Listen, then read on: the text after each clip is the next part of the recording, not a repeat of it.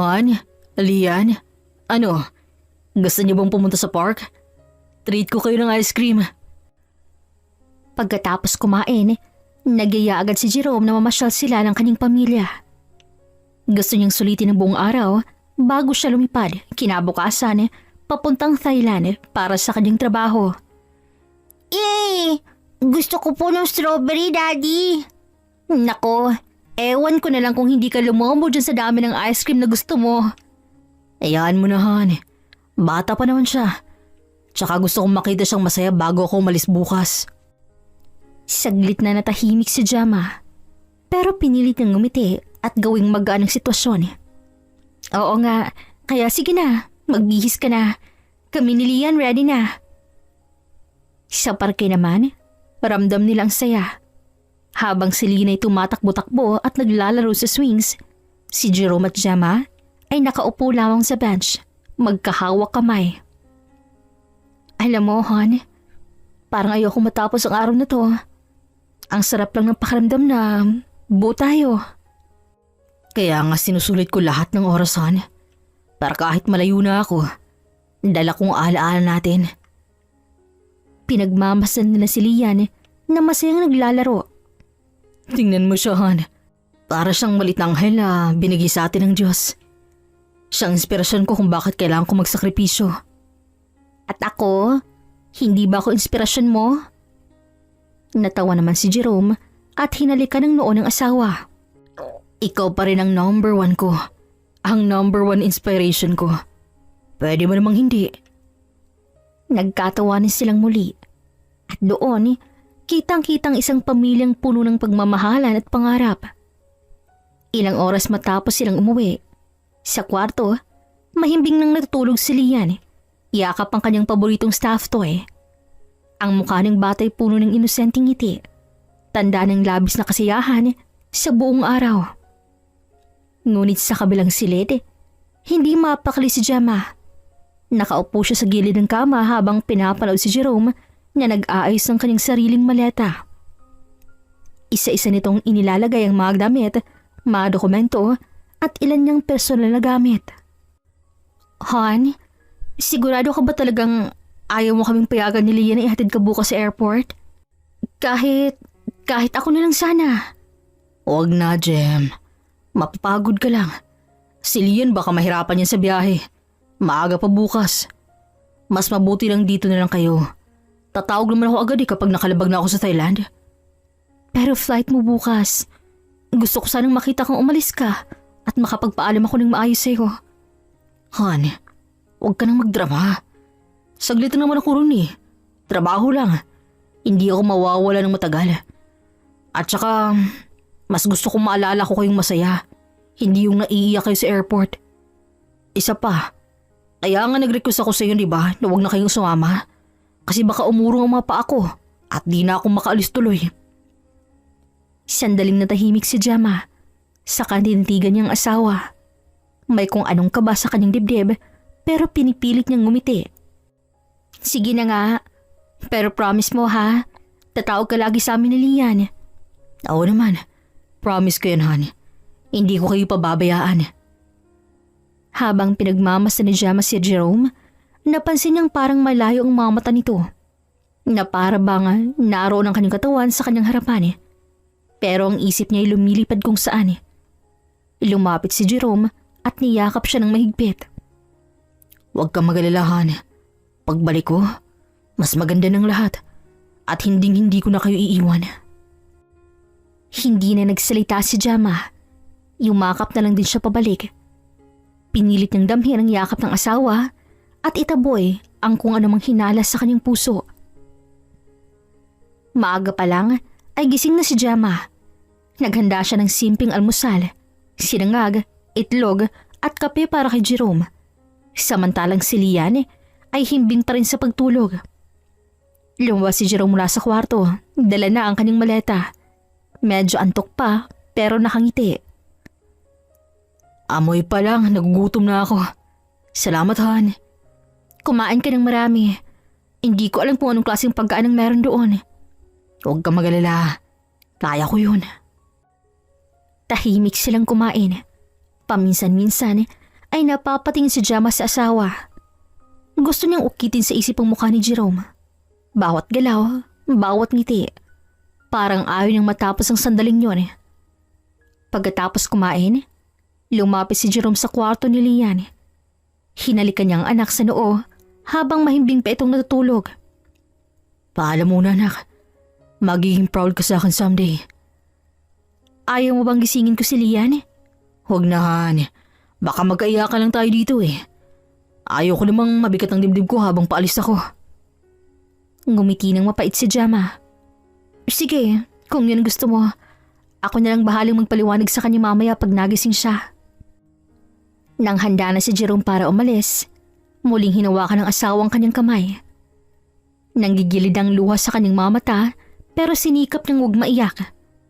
Nailabas niya ng kalahati ng tubig sa katawan niya kagabi sa pamamagitan ng pagluha at ayaw niya nang umiyak pa. Sigurado ka ba talaga, Jerome? Kahit taxi na lang sana, ihatid kita. Han, wag na.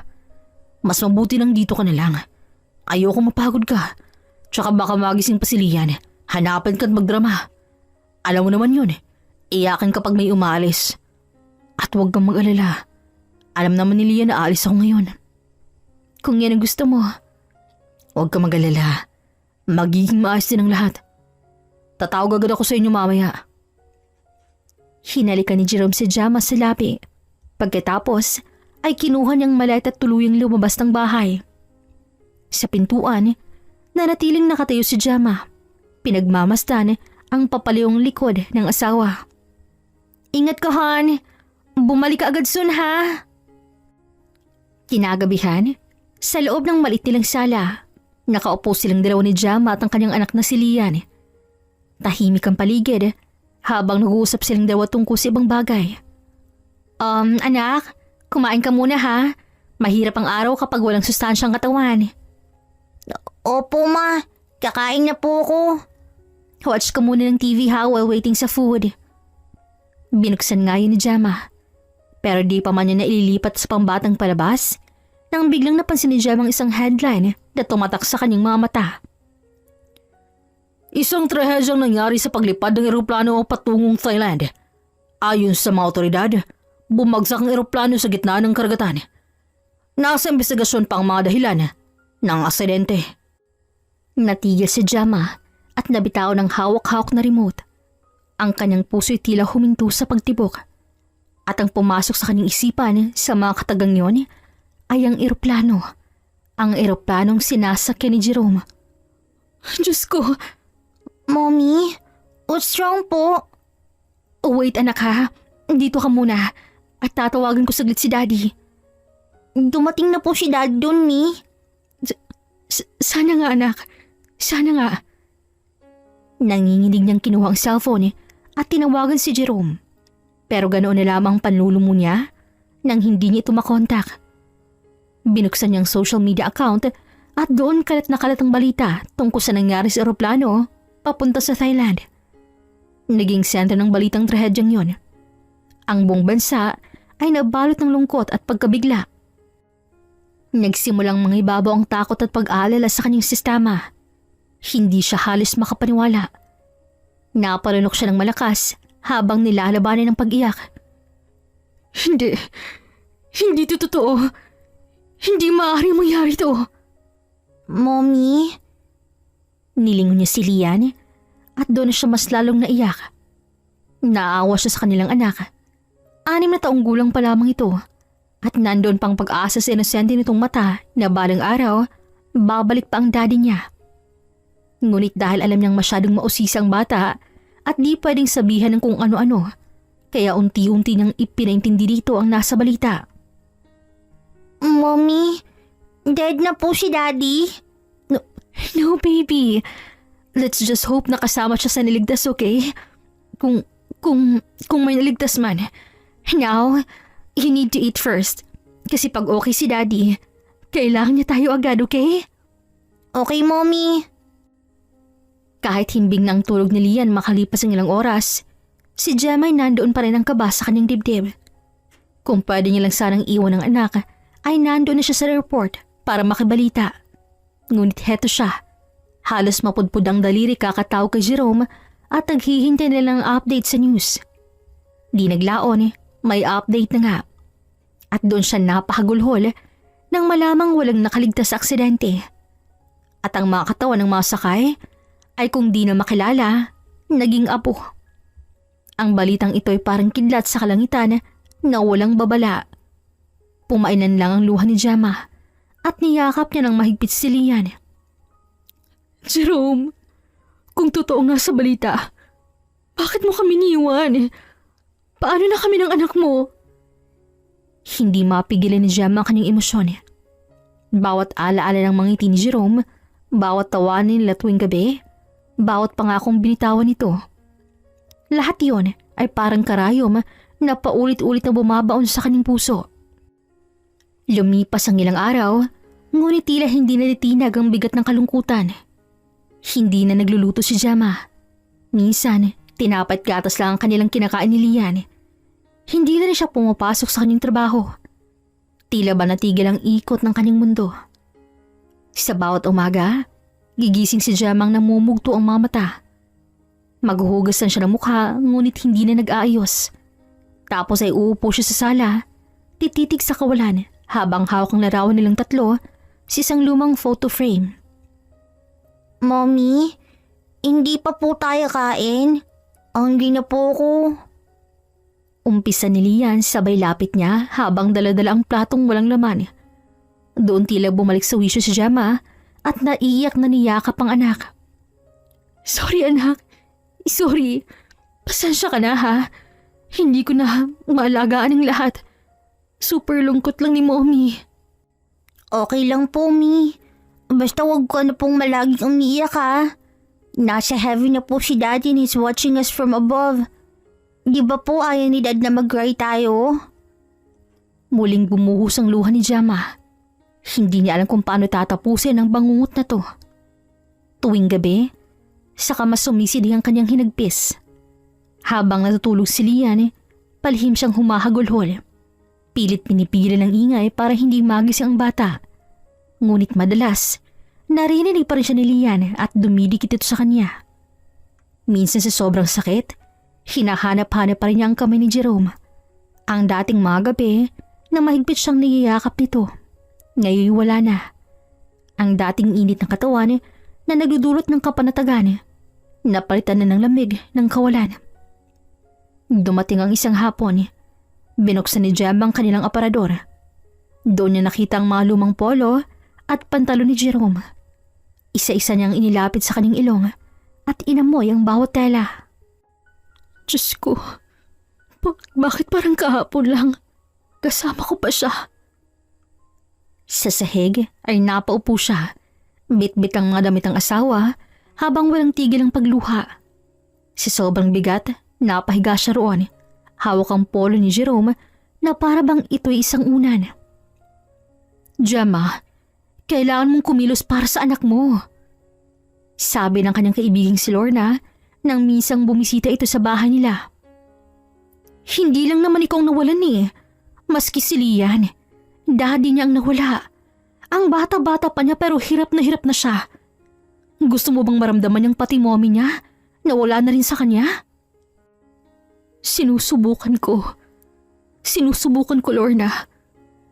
Pero bawat galaw ko, naiisip ko siya. Lahat ng sulok ng bahay, may alaala ni Jerome. Eh paano naman ang inaanak ko? Ang anak mo? Baka sa sobrang lungkot mo, hindi mo nakalaing dalaga na yan. Doon na mahinang natawa si Gemma. Gemma, alam kong masakit. Pero ina ka. At dapat ang ina, malakas kahit anong pagsubok. Sa pag-iyak mo dyan, maibabalik pa ba natin ang nangyari? Hindi di ba? Bata pa ang anak mo. Kawawa siya. Kaya please lang, fix yourself. Alam niyang tama ang kanyang kaibigan. Kaya kahit masakit, sinusubukan niyang magpakatatag alang-alang kay Lian. Isang gabi, nanaginip siyang buhay si Jerome. Nakita niya itong papalapit, nakangiti at iniabot ang kamay at sinabing, Gemma, andito lang ako. Huwag kang matakot. Ngunit sa mismong oras na hahawakan niya na ito, bigla itong naglaho. Napabalik ko siya ng gising, pawis na pawis, at mas malakas na iyak ang bumalot sa kanya. Jerome, huwag mo kong iwan. At sa pagsigaw ni Gemma, biglang nagising si Lian sa kabilang kwarto. Nagmamadali itong bumangon at pinunta ng ina nito sa kwarto at niyakap kaagad. Mommy, anong nangyari? Nanaginip po ba kayo? Panaginip lang po yun.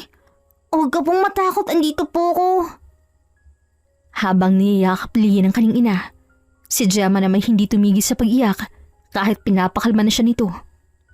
Kaya kinabukasan, tila walang lakas sa bumangon si Gemma. Ngunit nang makita niyang naghahanda na si Lian para pumasok sa paaralan, napilitan siyang gumalaw. Pinilit niyang ipagluto ang anak ng agahan kahit na nanginginig pa ang kamay. Mommy, okay lang po kahit huwag ka na pong magluto. Pahinga ka po muna. Hindi anak, ako ang mommy mo at kahit ganito ako, gagawin ko lahat para sa'yo. Ngumiti naman siya nang makitang baliktad ang suot nitong uniform.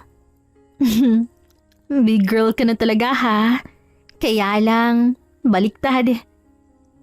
Humagikik si Lian kaya inaayos ito agad ni Gemma sa kaniyakap. Mom is going to be okay anak. At ikaw, kung sad ka man, it's okay to cry ha. Pinipigilan ko po mag-cry, Mommy. Ayoko pong magalit si Dad sa heaven. Ngumiti naman siya bilang tugon. Habang pinagmamasta ng anak, naramdaman ni Gemma ang bahagyang liwanag na kahit wala na si Jerome, may dahilan pa rin siyang manitiling matatag. At iyon ay dahil sa kanyang anak na si Lian. Ilang buwan ang lumipas mula nang bumagsak ang eroplanong sinakyan ni Jerome. Ilang buwan na ring binibilang ni Gemma ang mga gabing walang tulog at ang mga umagang wala ng dahilan para ngumiti. Ngunit sa kabila ng lahat, naroon si Lian na nagsisilbing munting ilaw sa madilim ng tahanan. Mommy, kain na po tayo. Lalamig na po ang pandesal. Ikaw na lang muna anak. Wala pa akong gani. Mi, kahit konti lang po. Para po may lakas kayo at may laman po ang tiyan ninyo. Walang magawa si Gemma kundi makinig sa anak. Nagigilid na lang mga luha ni Gemma habang pilit siyang kumagagat ng konti. Ngunit matapos ang 1 o 2 subo, tuluyan ang bumabalik ang kawalan niya ng gana. Sa gabi naman, muling bumabalik ang sakit. Nasa kama siya, yakap-yakap ang unan ni Jerome na puno pa rin ang amoy ng pabango nito. Jerome, bakit mo naman kami iniwan? Hindi pa ako handa. Hindi pa handang pamilya natin para sa ganyan. Ang daya mo naman. Dumating naman ang araw ng buwanang funeral mass sa airport chapel. Isang misa para sa lahat ng nawalan ng mahal sa buhay dahil sa nangyaring pagbagsak ng eroplano. Ilang beses nang dumadalo si Gemma rito. Para sa kanya, ito ang tanging paraan para maramdamang hindi siya nag-iisa sa kalbaryong pinagdaraanan niya. Nakasabit pa rin ang itim na belos sa kanyang ulo at tanga ng rosaryo. Magkahawak kamay silang mag-ina habang pumapasok sa maliit na kapilya sa loob ng paliparan. Sa bawat pag-upo, nararamdaman niyang bumabalik lahat ng alaala. Ang araw ng paglisan ni Jerome, ang huling yakap at ang malungkot na balitang bumagsak ng eroplanong sinakyan nito. Maya-maya pa mula sa pagkarating nila sa airport, agad na umalingaw-ngaw ang boses ng isang pare. Mga kapatid, ngayon muli nating inaalala ang mga mahal natin sa buhay na nawala sa trahedyang iyon. Hindi madali ang paghilom, ngunit sa ating pananampalataya, may pag-asa at kapayapaan. Dahil sa sinabi ng pari, agad na dumulas ang mga luha ni Gemma at hindi niya mapigilan. Sa tabi niya, hinahaplos ni Lian ang kanyang mga kamay. Mommy, wala na po si Daddy. Nasa langit na po siya. Huwag na po kayong masyadong malungkot. Okay na po siya dun. Hindi ko alam kung paano, pero susubukan ko anak, para sa'yo. At kahit masakit pa rin sa akin na nawala ang papa mo. Mi, Tandaan mo po na nandito pa rin po ako. Handa pong umlalit magmahal po sa'yo ng buo. Salamat talaga, anak, ha? Asensya ka na kung ganito ako. Alam mo namang dahilan kaya ganito si mommy, okay? Agad ngumiti si Lian at niyakap ng mahigpit ang ina. Maya-maya pa'y natapos ng misa at lumapit ang isa sa mga pamilya ng nasuwi. Si Aling Marta na nawala ng asawa at 2 anak. Gemma, ayos ka na ba? Alam kong mabigat to para sa'yo at para sa atin dito. Mabigat pa rin ba? Oo, araw-araw. Parang kahapon lang nangyari at hindi ko pa rin matanggap. Ganyan din ako. Pero siguro, kailangan nating tanggapin na hindi na sila babalik. Ang pwede nilang natin gawin ay ipagdasal sila. Ang hirap kasi bawat sulok ng bahay namin, mukha ng asawa kong nakikita ko. Pati amoy niya at naririnig ko pa rin ang boses niya. Normal lang yan, iha. Ang mahalaga may anak ka pa. Siyang tutulong sa'yo para bumangon. Napatingin si Gemma kay Lian na masay nakikipag-usap sa ibang mga kaedad nito. Napangiti siya kahit pilit dahil alam niyang totoo ang sinabi ng kapwa niya balo. Pag-uwi nila mula sa misa, naupo si Gemma sa sala, hawak pa rin ang rosaryo at ang larawan ni Jerome at tahimik namang sumilip si Lian. Mi, kapag nagdarasal po kayo, para din pong lumalakas ako. Kasi iniisip ko, kasama po tayo ni Daddy kahit hindi po natin siya nakikita. Salamat, anak. Ikaw ang lakas ko ngayon at habang buhay. Huwag ka pong mag-alala, Mi. Nandito lang po ako para sa'yo. Mahal na mahal po kita.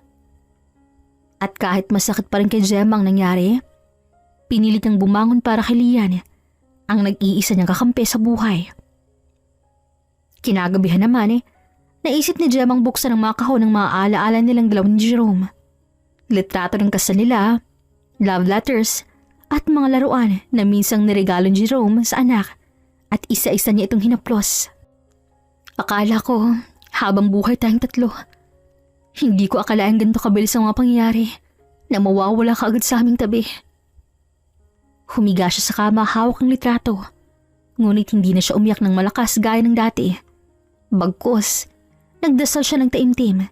Hiling na sana ibigyan siya ng Diyos ng lakas na ipagpatuloy ang buhay kasama ang anak niyang si Lian. Ilang buwan ang lumipas ngunit dama pa rin ni Gemma ang kirot. Ngunit sa bawat misa sa airport, sa bawat dasal at sa bawat yakap ng anak, unti-unti niyang nararamdaman na may dahilan pa siyang mabuhay.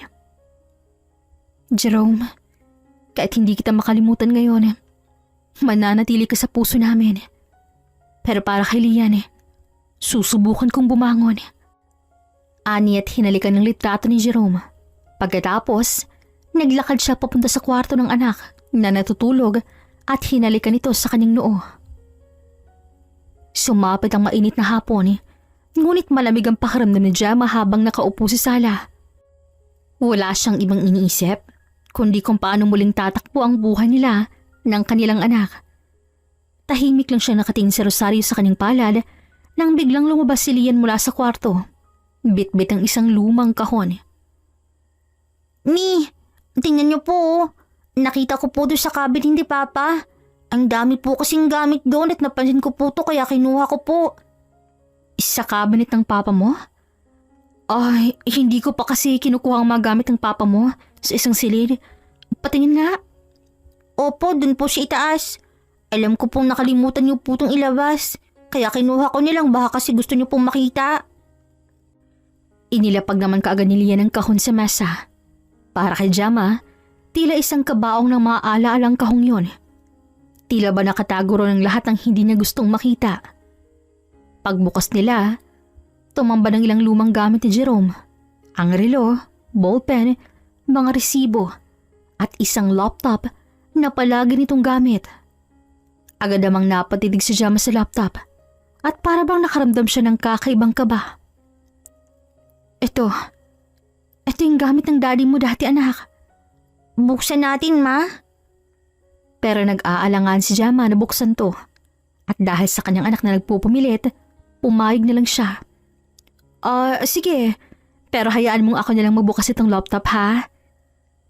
Ngumiti na lang si Lian bilang pagsang-ayon at agad namang binuksan ni Jam ang laptop. Ilang segundo bang lumipas bago lumiwanag ang screen. Sa isang iglap, para bang bumalik sa kanyang lahat ng alaala ni Jerome na nakaupo sa mesa, abala sa pag-type, minsan ngumingiti, minsan na may seryoso. Pero ngayon, siya na mismong nakaharap sa parehong screen. Sa gilid naman, bukas ang email application at sa isang folder na may pamagat na personal at may mga mensahe. Hindi alam ni Jama kung bakit nanginginig ang kamay niya habang nag-click sa email at bumungad ang isang Clara R. para kay Jerome. Ang petsa, 1 linggo bago ang biyahe sa Thailand. Mahal, hindi ko na kayang palaging tagong relasyon natin dalawa. Gusto ko tayong dalawa na lang. Kailan ka ba magdidesisyon ha? At sa mensaheng nabasa niya, nalaglag bigla ang luha ni Jama. Halos bumigay ang kanyang tuhod. Ngunit pinilit ng buksan pang kasunod na mensahe na galing mismo kay Jerome. Clara, alam mong hindi ganun kadali. Pero ikaw ang lakas ko ngayon.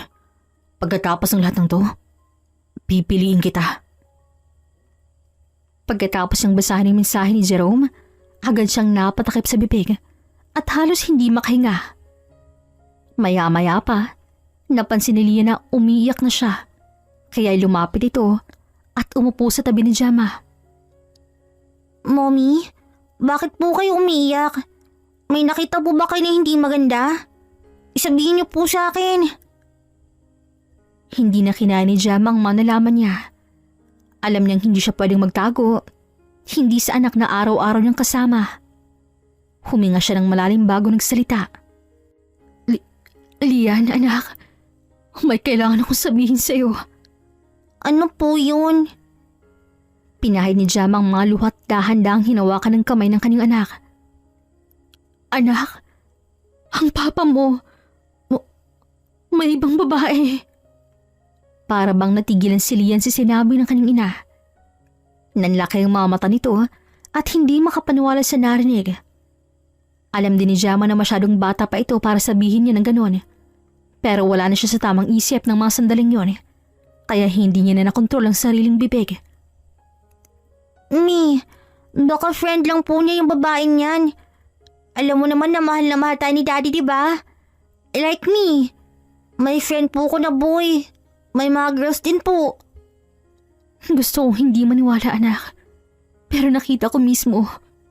Hindi mo man maintindihan ngayon pero yun ang totoo. Nang makitang payak na si Lian ay agad itong hinawakan ni Jama. Sorry baby. Sorry sinasabi ko to sa'yo ngayon. Alam kong bata ka pa pero hindi na kasi alam ni Mami ang gagawin Mommy, mahal po tayo ni Papa. Lagi niya po akong niyakap. Lagi niya pong sinasabi na mahal niya po tayo. Hindi ko din lubos maisip to, anak. Alam kong sinasabi ng papa mo na mahal niya tayong dalawa. Pero meron pala siyang tinatago. Bakit po, Mi? Bakit po kailangan pa niyang maghanap po ng iba? Hindi pa ba tayo sapat para kay Daddy? Ramdam niyang sakit sa mga salitang binitaw ni Lian. At sa edad nito, hindi niya aakalaing maiintindihan nito ang sakit ng sitwasyon nila. Hindi ko alam, anak. Hindi ko alam. Pero tandaan mo, wala kang kasalanan. Wala tayong kasalanan. Ang papa mo mismong nagdesisyon nito. Hindi na umimik si Lian. Maski ang pagturo ng kanyang mga luha ay di niya hinayaang matuloy. Hanggang sa sumapit ang gabi, dahil sa kanyang nalaman, ay hindi rin mapakali si Lian.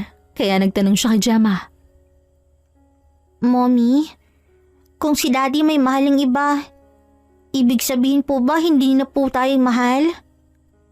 Hindi ganun kadaling kasagutin niya, anak. Pero minsan, kahit mahal ka ng tao, kaya ka pa rin niyang lokohin.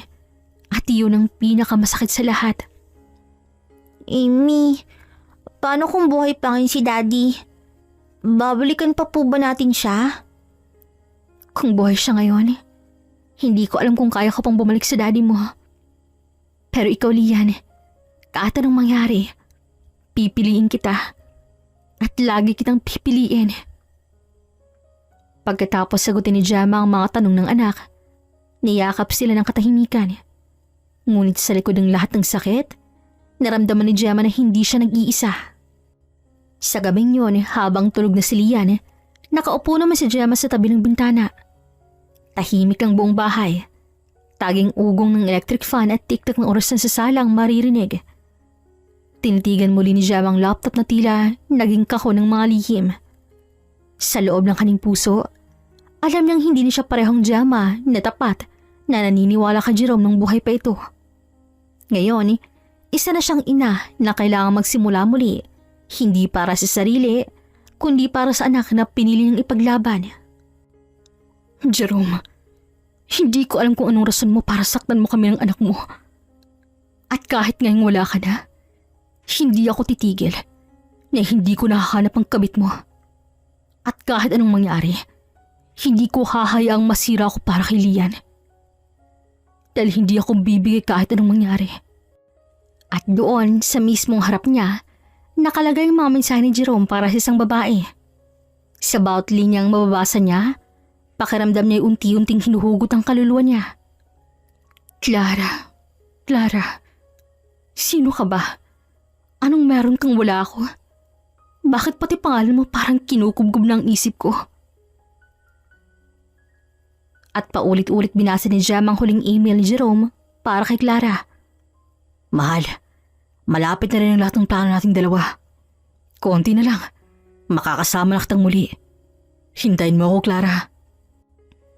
Parang binuhusan ng malamig na tubig si Gemma habang binabasa ang mensaheng yun ni Jerome. Parang lahat ng sakripisyo niya bilang asawa at ina. Lahat ng gabing naghintay siya sa mga late shift ni Jerome.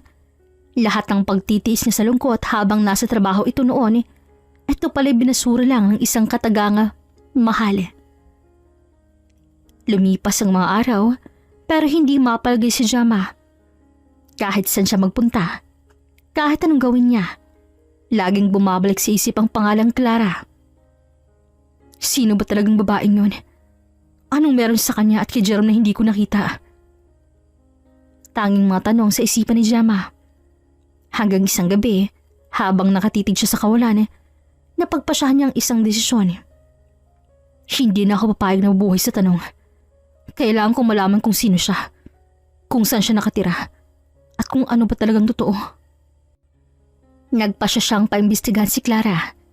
Hindi siya sanay sa gantong hakbang, pero handa niyang gawin ang lahat para makuha lang ang kasagutan. Kaya kinabukasan, lumapit siya sa kanyang kaibigang si Marco, isang dating kasama ni Jerome sa trabaho. Si Marco ay kilala sa pagiging maabilidad at may kakilala sa security at mga IT na marunong mag-trace ng impormasyon. Hindi na nadalawang isip si Gemma. Nakipagkita siya kay Marco sa isang coffee shop at doon niya na sinabi ang lahat. Pumayag din naman si Marco kaya agad-agad silang pumunta sa sinabing location ni Gemma. Gem, anong may tutulong ko? Hindi ka naman siguro tumawag kung hindi seryoso, di ba? Marco, may hiling ako at hindi na ako magpapaligoy-ligoy pa. Gusto ko malaman kung sino si Clara R. Dahil siya yung babae sa mga email ni Jerome. Ano? Teka, sigurado ka ba? Oo, nakita ko mismo sa lumang laptop niya. Hindi pa niya nalalagot ang email niya, kaya nabasa ko lahat. Clara R? Teka, alam kong ipapatrabaho mo. At hindi biro yan. Lalo pat wala na si Jerome. Kaya nga wala na si Jerome. Hindi ko alam kung ano isasagot sa mga tanong sa isip ko. Wala na rin ako mapagtanungan. At sigurado ako, kailangan ko lang ng kahit anong impormasyon, address, trabaho, kahit anong bakas. Hindi ako titigil hanggat hindi ko siya nakikilala. Napabuntong hininga si Marco. Kita niya sa mga mata ni Gemma ang desperasyon, ang luha na pilit ng pinipigilan, at dahil sa awa ni Gemma, pumayag na lang siya. Sige, bibigyan kita ng balita sa lalong madaling panahon. Pero Gemma, Handa ka ba sa pwede mong matuklasan? Mas masakit ang manatiling bulag kaysa makitang katotohanan. Huwag ka magalala. Ako lang bahala dito. Sana naman hindi ako multuhin ni Jerome sa gagawin kong to. At dahil sa uling sagot ni Marco, natawa na lang ng bahagya si Gemma. Ano ka ba? Takot ka pala? Hindi naman siguro yun magmumulto. Joke lang. Pinapatawa lang kita. Kasi parang ang dami mo nang iniisip Natawa naman silang dalawa at maya-maya nagkwentuhan naman sila ng bahagya. Lumipas ang ilang oras at nauna nang umalis si Marco sa coffee shop at si Gemma ay naiwan habang nag-iisa pa rin sa nalaman. Dumaan pang ilang araw. Para kay Gemma, bawat minuto'y parang isang taon. Habang nag-aalaga ng anak, habang naglalaba, habang nakahiga sa gabi, lagi niyang inisip ang tanong na, nasaan ka, Clara? Habang si Leah naman ay walang kaalam-alam sa ginagawa ng kanyang mommy. Wala siyang planong ipaalam sa bata ang lahat. Pero dahil nakakahalata ito at matalino ito, agad itong nagtanong isang hapon. Mi, di ba po tayo po magkakampi na po tayo kasi dalawa na lang po tayo? Oo naman baby. Bakit? May hindi po ba kayo sinasabi sa akin, Mi? Wala naman. Bakit naman? Kasi po, napapansin ko po na meron Nilapitan naman niya ang anak at hinawakan ng pisngi nito. Lian, kung ano man ang hindi sinasabi ni mommy sa'yo, sa akin na lang to ha, at hindi mo na kailangan pang malaman. Bakit, Mommy? Ano po ba yan? Lian, Please, Mommy. Gusto ko pong malaman para po makatulong ako. anak, naiintindihan ko ang concern mo sa mommy, okay? Pero, don't worry, may tumutulong na sa akin. Nang hindi sumagot si Lian at nakatitig lang sa kanya, doon na siya napabuntong hininga. Ay, ikaw talaga, hindi talaga ako makapag-keep ng secret sa'yo. Okay, naalala mo yung girl na sinasabi kong ipinalit ni daddy sa atin? Pinapahanap ko siya. Po? Para po saan? Wala. Gusto ko lang siyang makilala. Gusto ko lang makitang itsura niya, kung anong trabaho niya doon. Sigurado po ba kayo? Baka mas lalo lang po kayong masaktan sa gagawin niyo. Alam ko anak, pero hindi ko kayong mabuhay na hindi nalalaman ng totoo. Hindi lang para sa akin kundi para rin sa'yo. Sasagot na sana si Lian pero napabalang ang tingin nilang dalawa sa telepono ni Gemma na nasa kanyang bulsa at nagre-ring. Nang makita niyang si Marco iyon, ay dali-dali siyang tumalikod at lumayo sa pwesto ni Lian. Jem, may nahanap na ako. Clara Ramirez ang buong pangalan ng babae. Nakatira siya sa isang apartment complex sa Quezon City. Kakapanganak niya lang. Dahil sa sinabi ni Marco, parang gumuhumuli ang mundo ni Gemma. Hindi lang basta babae kundi may anak din. Itatanong pa sa niya dito kung kay Jerome ba yung anak, ngunit hindi niya na nagawa. Salamat Marco, huwag mo nang dagdagan. Sapat na to para makapagsimula ako. Pagkababa ng telepono, hindi napigil ni Gemma ang pagbagsak ng luha. Ngunit dali-dali niya lang yung pinunasan para hindi siya makita ni Lian. Kinabukasan, nagsuot si Gemma ng simpleng damit at nagpa siyang pupuntahan niyang lugar. Hindi na siya natakot at hindi na siya aatras. Inihatid niya muna si Lian sa eskwelahan bago siya nagpaalam dito. Lian, susunduin na lang kita mamayang hapon ha. Mag-behave ka dito sa school at kainin mo ang lunch mo. Yes po, Mommy. Pag alis niya, sumakay agad siya at tahimik sa loob ng jeep. Ang mga mata ni Gemma ay nakapako sa kasadang dinaraanan. Ngunit sa loob niya ay parang may bagyong hindi matigil. Hawak ng sariling kamay na tila ba yun lamang natitirang lakas niya para magpatuloy. Makalipas ang ilang oras, huminto siya sa harap ng isang lumang bahay na may malawak na bakuran.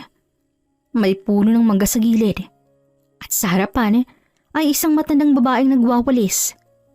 Lumapit agad si Gemma. Magandang umaga po. Pasensya na po, magtatanong lang. Dito po ba nakatira si Clara Ramirez? Nag-angat ang tingin ng matanda at kita sa kanyang mga matang pagtataka.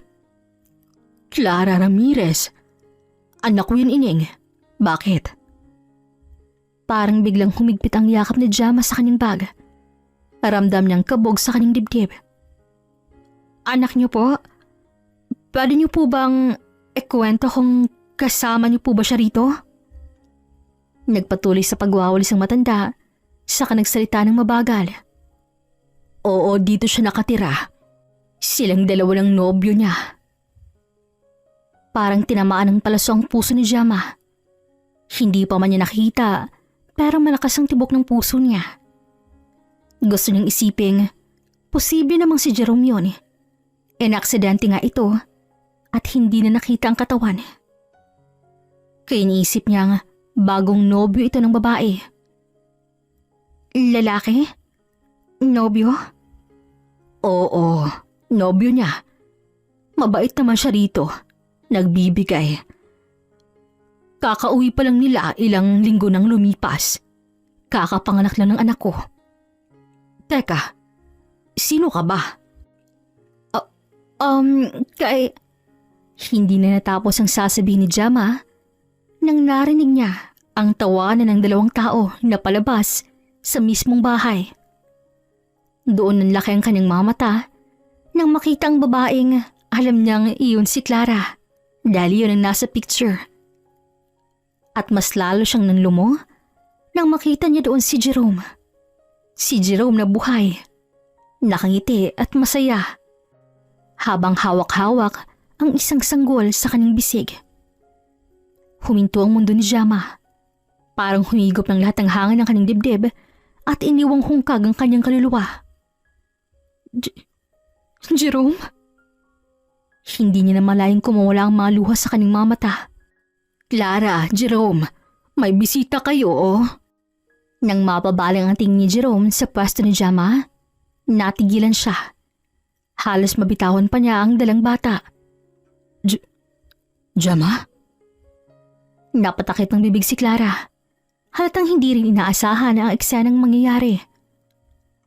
Sino siya, Jerome? Salit na sumagot agad si Gemma. Sumingit agad si Jerome. Wala. Sige na. Mabuti pang mauna na kayo sa sasakyan. Ako na lang munang bahalang kakausap dito. Sumunod naman si Clara at agad pumasok ng sasakyan. Hinila naman siya ni Jerome para makalayo sa mga ito, lalo na sa matanda. Dali-dali namang binawi ni Gemma ang kanyang braso. Bitawan mo ko. Gemma, hayaan mong ipaliwanag ko. Ipaliwanag? Anong ipapaliwanag mo, ha? Na pinaniwala mo kaming patay ka na? Na iniwan mo lang pala kami para sa kanya? Para sa kabit mo? Kung hindi ko pa nalaman ang tungkol sa kanya, kung hindi ko pa nabuksan ang luma mong laptop, hindi ko pa malalaman? Sabihin mo nga sa akin, paano ka nabuhay, ha? Pinaglamayan na kita. Pinaglamayan ka na namin ng anak mo. Ilang balding luha na nalabas ko dahil sa pagkawala mo, ha? Tapos ito, malalaman kong buhay ka pala at masaya ka pang kasama ang kabit mong yon. Samantalang si Clara naman na nasa sasakyan ay hindi rin makipaghintay. Akala niya sandali lang makikipag-usap si Jerome sa babae. Pero halos 10 minuto na itong nakatayo roon at tila ba napapansin niyang nagtatalong mga ito. Kaya dali-dali siyang lumabas ng kotse at pinahawak muna sa kanyang ina ang sanggol. Doon niya narinig ang pagtatalo ng dalawa. Hindi ka na naawa sa akin? Hindi ka na naawa sa anak mo? Akala niya babalik ka pa? Alam mo bang ilang buwan ako nagluksa sa'yo? Alam mo bang halos mapabayaan ko na si Lian dahil lang sa pangungulila sa'yo? Tapos ikaw dito? Masaya? Sabihin mo nga sa akin, ha? Paano ka nakakatulog ng mapayapa gabi-gabi? Paano mo natitiis na makipaghalakhakan sa kabit mo habang kami ng anak mo halos hindi na makatulog kakaisip sa'yo? So, ikaw si Jama, right? Singit ni Clara. Napatingin naman si Jama sa babae at agad itong tiningnan ng masama. Jama, since andito ka lang naman at alam mo na, gusto kong sabihin sa'yo na mahal namin ang isa't isa ni Jerome at hindi mo na mababago yun. Mahal? Mahal? Paano ang anak naming dalaw ni Jerome, ha? Paano ang anak mo, ha, Jerome? Paano ako? Ang asawa mong legal. Ganun na ba kadaling burahin ng lahat ng taon ng sakripisyo ko, ha? Hindi na nakapagtimpi si Jama. Umiyak siya ng todo at wala nang pakialam kung may mga taong nakakarinig o nakakakita sa kanila. Doon na tuluyang bumagsak ang kanyang mundo. Hindi niya inaasahan nasa kanyang pag-iimbestiga para lang malaman ang itsura, ang pangalan, ang sitwasyon at ang trabaho ng babaeng si Clara ay makikita niya mismo si Jerome na buhay pa at hindi naman namatay sa trahedya. Ano ba? May check-up kami ng baby namin ngayon. Kaya huwag kang magdrama. Huwag kang magskandalo. Wow! At ako pa talagang nagskaskandalo? Ha? Natural. Ako ang legal na asawa. Ikaw kabit lang. Jama, please. Umuwi ka na. Nasaan si Lian? Nasaan si Lian? Tinatanong mo sa akin kung nasaan ang anak nating dalawa? Ayun, iniwan ko sa paaralan. Dahil gusto ko lang namang makita sana kung ano bang itsura ng kabit mo at ano bang meron siya na wala ako at nagawa mo kong lokohin ng ganito. Mabait pa rin ang Diyos sa akin. Kasi eto, nalaman ko ang totoo. Ngayon, Jerome, sabihin mo nga sa akin, paano nangyaring buhay ka, ha? Jerome, babe, hindi mo na kailangang sagutin yan. May schedule tayo sa baby. Hindi ikaw kinakausap ko, punyamas ka. Ay, nako. Ewan ko sa'yo. Okay, since ayaw kang sagutin ni Jerome, ako nang sasagot. Buntis ako nun. Kaya naman nag-ibento siya ng dahilan na kunwari may trabaho siya sa Thailand. Pero ang totoo niyan, hindi naman talaga siya pupunta ng Thailand eh. Kaya nga hindi siya pumayag na ihatid niyo siya, di ba? Kasi wala siyang ticket. Wala siyang planong pumunta doon. Dahil ang totoo, pupunta siya sa akin dahil manganganak na ako. At timing namang nangyari yun sa eroplanong sasakyan sana niya. So ayun, nagkaroon siya ng dahilan para maging patay na sa mga mata niyo. At maging masaya kaming dalawa. Enough na bang sagot ko ngayon para tumahimik ka? Hindi makapaniwala si Jama sa narinig. Para siyang binuhusan ng malamig na tubig. Hindi siya makapaniwala na kayang ipagpalit sila ni Jerome sa babaeng kaharap niya ngayon. Oo, mas maganda ito, mas bata. Pero lahat ng pagmamahal at sakripisyong ginawa niya yon dahil mahal na mahal niya ang kanyang asawa. At akala niya, mahal na mahal din sila ni Jerome. Dahil kahit ni minsan, hindi niya naisip na maglolo ko ito. Or baka naman, magaling lang talaga itong magtago ng baho. Wala kang konsensya, Jerome. Wala kang konsensya. Jama, please, patawarin mo ako. Hindi ko lang kayang iwan si Clara. Hindi mo siya kayang iwan? At kami iiwan mo? Kung ganun pala, sana naging honest ka na lang sa akin. Sana sinabi mo na lang na iiwan mo kami para sa kanya. Sana hindi ka na lang nangako kay Lian. Please, huwag mong sasabihin kay Lian. Ayoko siyang masaktan. Wow, ayaw mo siyang masaktan. At sa ginagawa mo ba hindi siya masasaktan, ha? Kaya nga huwag mong ipaalam sa kanya. Hayaan mo na naisipan ng wala na ako. Napatay na ako. Nakakatawa. Ang bigat na mga salitang binitawan mo, Jerome. Akala mo ba talaga? Hahayaan kong diktahan mo ako sa gagawin ko. Matalinong bata si Lian. At kahit hindi ko man sabihin sa kanya ngayon, kahit paniwalain ko man siya, napatay ka na nga.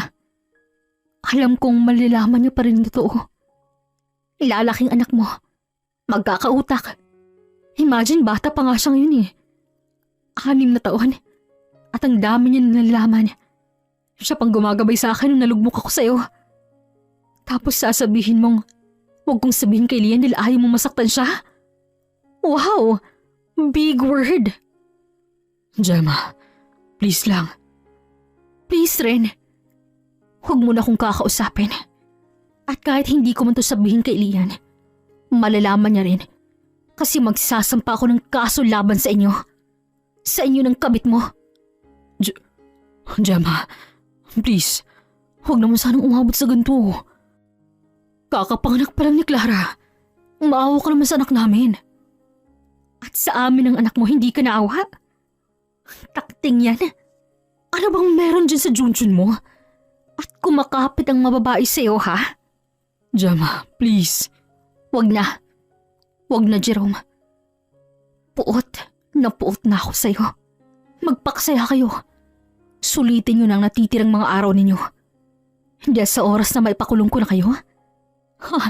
Well, magsisama pa rin naman kayo. Pero sa kulungan na. Nang masabing lahat ng yun, dali-dali siyang tumalikod. Narinig niya pang tinawag siya ni Jerome, pero hindi niya na pinakinggan ng mga yon. Taas na siyang naglakad kahit patuloy na tumutulo ang luha sa kanyang mga pisngi. Sobrang sakit ng kanyang nararamdaman. Hindi nakalain na magagawa siyang ipagpalit ni Jerome sa kabit nito. Pagdating niya sa kanilang bahay, walang ibang naririnig kundi ang kanyang pag-iyak. Ang mga dingding ay tila sumasalamin ng kanyang paghihinagpis. Ang bawat sulok ay nagpapaalala sa mga alaala. Sa mesa, naroon pa nilang gamit ni Jerome. Sa inis, dali-dali niyang tinipon ang lahat ng to at sinunog sa likod ng bahay. Wala na siyang pakialam. Gusto niya nang burahin ang alaala ng kanyang asawa. Alam niyang mahirap, pero kung hindi niya sisimulan ngayon, siya lang ang malulugmok. Habang si Jerome at ang kanyang kabit na si Clara ay masaya na magkasama. Nang sunduin naman si Lian sa eskwelahan, agad itong napansin ang namumugto ng mga mata. Panay ito tanong kung anong nangyari. Todo dinay naman siya dahil ayaw nang sabihin sa anak ang nangyari. Pero dahil maosyoso ito, ay wala nang nagawa si Gemma kundi sabihin na sa anak ang totoo. Ngunit hindi niya inaasahang walang kahit isang patak ng luha ang tumulong mula sa mga mata ni Lian.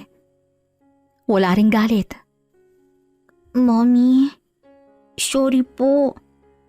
Anak, bakit ka ba nagsorry? Kasi feel ko po. Dahil po sa akin kaya po tayo iniwan po ni Daddy. Anong dahil sa'yo? Kasi po, one time nakita ko po yung cellphone niya. May messages po doon. Tapos po nabasa ko po. Nagalit po si Daddy. Sabi niya po na huwag ko daw pong sabihin sa'yo kasi friend lang daw po niya yun. Kaya hindi ko po sinabi sa'yo, Mommy, kasi akala ko po friend lang po ni Daddy yun. Doon na nabigla si Gemma. Lian, hindi ba tayong magkasama sa hirap? Hindi ba't akong lagi mong sandalan? At ikaw ang lagi kong sandalan? Pero bakit mo naman hindi sinabi kay Mommy? Sorry po, Mommy. Hindi ko po alam na siya po yung bad girl po. Kita niya ang guilt sa mga mata ni Lian. Kaya naman agad-agad niya itong hilapitan at niyakap. Ayaw niyang maramdaman ito na siyang sinisisi niya sa lahat ng nangyayari. Napaiyak na rin siya.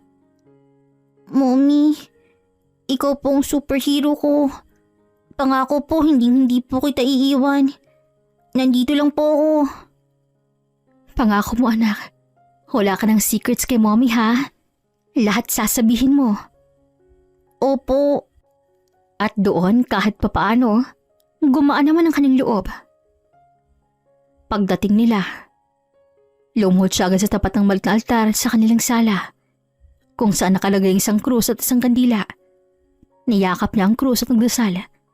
Ngunit puno ng hinanakit ang kanyang mga salita at hindi niya maiwasang isigaw ang lahat ng sakit na nararamdaman niya. Diyos ko, ano bang kasalanan ko? Minahal kong asawa ko. Binuhay kong anak ko. Nagpakahirap ako sa lahat ng bagay. Pero bakit gantong kapalit? Ano bang mali ko? Masama ba akong asawa? Masama ba akong ina? Kung itong tadhana ko, sana noon pa ako kinuha. Sana hindi ko nalang naramdaman ng gantong sakit. Ngunit sa kabila ng kanyang mahinaing, nanatiling tahimik ang paligid. Ang katahimikang yon ay mas lalo yung ikinawasak. Lumipas ang mga oras, ngunit hindi humuhupa ang kanyang pag-iyak. Ang kanyang mamatay ng mumugto, ang dibdib niya ay masakit na kakahagulhol. Kaya humarap siya sa bintana. Pinagmasdan niya ang dilim sa labas at pabulong na nagsalita. Lintik lang ang walang ganti. Masaya kayo? Habang ako dito, nagdurusa. Hindi ako papayag na magsaya kayo habang buhay. Pinal niyang wika. Sa puntong yon, ramdam niya ng tuluyan na naglaho ang pag-asa. Para siyang nilamaw ng kadiliman at wala siyang nakikitang liwanag kahit saan. Ngunit kahit gaano kasakit, pag nakatingin siya kay Lian, parang gumagaan ang kanyang pakiramdam. At doon, sa gitna ng lahat, nakatulog siya sa tabi nito habang umiiyak. Basang-basang pisngi at dibdib ng dahil sa mga luha. Hindi na rin siya nag-aksaya ng mga oras at agad niyang sinampahan ng kaso ang dalawa. Nagmakaawa pa sa kanya si Jerome dahil maliit pa ang kanilang anak. Ngunit wala na siyang pakialam. Kung ito nga hindi naawa sa kanila at sa kanyang anak na si Lian, bakit siya maaawa sa sanggol? Alam niyang wala itong kasalanan sa kanya. Pero hindi niya hahayaang si Jerome lang ang makulong at ang babae nito'y makalaya. Silang dalawa ang may sala sa kanya. Kaya dapat silang dalawa ang mabulok sa bilangguan. Hindi naman siya nabigo dahil nakulong nga ang mga ito. Sa tulong ni Marco at ang kanyang abogado, napagtagumpayan niya ang lahat. Hindi na rin niya dinala si Jerome at si Clara sa presinto. Panaytawag pa ang mga staff sa kanya na nagre-request si Jerome na kausapin siya. Pero hindi niya yung pinakikinggan. Ano ba bang pag-uusapan nila? Tapos na ang lahat at kahit pa magkaharap sila, hindi na mabubura ng kahit anong salita at pagpapaawa ang lahat ng sakit at ang kanyang desisyon. Magsisimula siyang wala si Jerome at hindi niya hahayaang tuluyin siyang mabasag nang dahil sa pangwawalang hiya ng mga ito. Gumastos din siya at ginawa ang lahat para ipaanal ang kanilang kasal. At habang naghihintay sa pabor ng korte, inayos muna niyang kanyang sarili. Nagpatuloy siya sa kanyang trabaho at sa kanyang buhay. Bumalik siya sa pagpapaganda. Muling isinuot ang mga damit na matagal na nang ikinulong sa aparador. Nag-aral siyang muli ng mga bagong skills. Pati negosyo pinasok niya na. Nakahanap siya ng maliit na sideline para maipon at para maitaguyod ang kanyang anak na si Lian. Hanggang isang araw, may kumatok sa kanyang maliit na shop. Tao po. Isang lalaki ang naroon, tall, dark and handsome.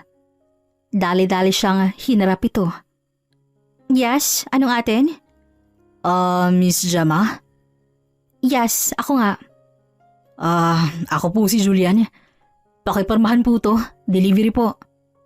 Delivery? Opo. Yung mga furniture po na bago. Dito raw po ipapadeliver. Yes. Ikaw ang delivery man? Wait. At doon nagsimula ang maliit na komunikasyon nilang dalawa ni Julian. At habang lumilipas ang mga linggo, naging mas malapit silang dalawa sa isa't isa. Lagi itong nagdi-deliver at minsa'y tumutulong pang buhatin ng mga furniture sa loob ng kanyang malit na shop. Hanggang sa unti-unti, mas lumaki na iyon at mas marami ng customer. Ngunit higit pa roon, masaya din siyang napapalapit si Julian sa kanyang anak na si Lian. Mabait kasi ito at magaan sa bata, kaya hindi na siya nagtataka na mabilis nakasundo ito ng kanyang anak. Hanggang isang araw, nagulat siya nang hindi si Julian ang nag-deliver. Kaya tinanong niya ang delivery boy. Kilala mo ba si Julian? 2 linggo na kasi siyang hindi nagdi-deliver dito eh. Okay lang ba siya? Or baka naman umalis na sa trabaho? Si Sir Julian. Busy po siya, ma'am. Hindi po siya delivery boy. Minsan, trip niya lang pong mag-deliver pero siya po talagang may-ari nun. May-ari? Opo, ma'am. Sensya na po, Sige. Sorry, hindi ko alam. Okay lang po, ma'am. Pakiparmahan niyo lang po dito. At iyon naman ang kanyang ginawa. Hindi niya lubos akalain nang akala niya yung simpleng delivery boy ay ang may-ari pala ng isang malaking furniture shop na pinagkukuhanan niya ng mga kagamitan. Kaya nang muling magkita silang dalaw ni Julian, kinumprontan niya na ito. Ngunit imbis na magalit, natawa na lang siya. Grabe ang trip mo ha. Hindi ko akalain ng isang mayamang katulad mo. Talagang nagagawang magpakapawis, magpakainit, at magpakahirap mag-deliver. Grabe ka. Trip ko lang naman talaga yun nung una. Kasi naboard ako. Pero nung unang beses kong nag-deliver, at ikaw yung nakita ko, nagustuhan agad kita. I mean, yeah, hindi ako torpe. At hindi na ako magpapaligoy-ligoy pa. Matanda na ako, matanda ka na. Hindi na tayo nasa 20s para magligawan. At para magpakipot-kipot pa. Jama, gusto kita. At gusto ko maging tatay ni Lian. Julian, na-appreciate ko lahat ng ginagawa mo. Bata kay Lian, gusto ka niya. At komportable ako sa'yo, masaya ako sa'yo. Kaya lang hindi pa ako handa. Isa pa, ayoko munang pumasok sa isang relasyon na hindi pa ako completely healed. Hindi pa nga naaana ng kasal ko sa asawa ko eh. Kaya, kung makakapaghintay ka... Tinatanong pa ba yan? Oo naman, makakapaghintay ako. At hindi ako katulad ng ibang lalaki na okay lang sa simula. Sa dulo hindi na. Hindi ako magsasawa, Gemma. At hindi nga namigo si Gemma dahil iyon nga ang pinatunayan ni Julian. Simula una hanggang sa dulo at sa ilang taon matapos apurbahan ng korte ang annulment nilang dalaw ni Jerome. Doon na sinagot ni Gemma si Julian. Ang dating sugatang puso ngayong muling tumibok, hindi lang para sa bagong pag-ibig, kundi para sa bagong pamilya na kanyang natagpuan. Hanggang sa dumating na ang pinakamasayang araw ni Gemma.